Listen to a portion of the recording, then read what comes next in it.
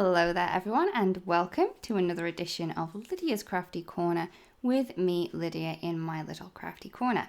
So today I'm going to be sharing with you this card, and it shows a little ink resist that you can do through stencils, so then you can get a really beautiful dark background behind some really bright looking florals. So to start with, I am going to be using the Sketchy floral stamp set, and you can see that we have such a large image here. And I'm also going to be pairing this with the Floral Drape stencil because they do match perfectly together. So I'm just going to pop my stamp into place onto a piece of white cardstock. This is 4 1/4 and by 5 1/2. And I'm just going to pop that into place, and I'm going to ink this up using some Obsidian ink.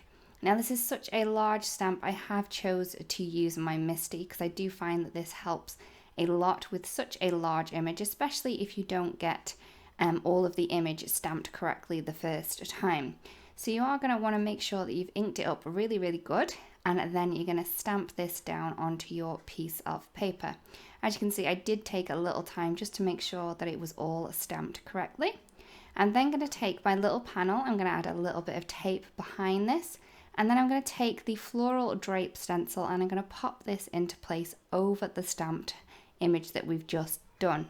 I'm going to add a little bit of tape to the bottom just to make sure that it doesn't move around, and also to this top edge as well, just to make sure it's nice and secure. I'm then going to colour up my images using a little bit of ink blending. So I'm using some little makeup brushes, I think they are, for foundation or makeup. And I'm going to ink the centres first, and I'm using the beautiful Butternut for that one. I'm then going to move on to the petals, and for this one I'm using the Pink Pearl. And as you can see, I'm just starting on the stencil and then going into the image. So this one is a really pretty pink. It's one of my favorites. It's kind of like a corally pinky tone, and it is very pretty. So I'm just going to make sure that I've got all of the flowers completely covered with this beautiful pinky color. And once I've done that, I'm then going to add a darker tone to this, just to add in some darker shaded areas. So for this one, I'm going to be using the Coral Bliss ink. And once I'm happy with the amount of shading that I have going on, I'm then going to blend this in again using the palest of the colours, which was the Pink Pearl. So this is going to give me a great, beautiful blended effect there. So once I'm done with that, I'm then going to move on to the leaves. So again, I'm using these little makeup brushes, and for this one I'm using the lime. Now these ones have really skinny areas, so I've chose to use one of the little skinnier brushes. There are smaller ones available that you can get, so this is the ones that I am going to be using. If you don't have smaller ones like this, you could always mask off the images. So the flowers that we've already done, you could mask those off with a little bit of masking tape just to make sure that you don't get any green on those. And to add a little bit of depth, I'm also be using the Fresh Leaf and then blending out again with the lime colour as well. So once that's all been done, I'm then going to remove the stencil very carefully because I don't want to rip any of the cardstock that I have going on. And I'm just going to take this and I'm going to clean this off. I'm then going to take the panel that we've just done, and I'm going to add a little bit of anti-static powder for this. I use baby powder, but there are many different anti-static powders that you can use, including a cornstarch, because that does work as well. So I'm just covering over all of this, and then I'm going to pop my nicely clean and dried stencil back into place. So I'm just going to pop that in using the same tape as before. And I'm then going to take some embossing ink, and I'm taking a little foam blender. I do find that a foam blender is best for this, not one of the makeup tools, because this is really going to add a lot of ink down. So I'm kind of sponging this in rather than moving it around in a circular motion as I normally would do. So this is going to make sure that there's lots of ink down, because we want to make sure that it's fully covered before we move on to the next step.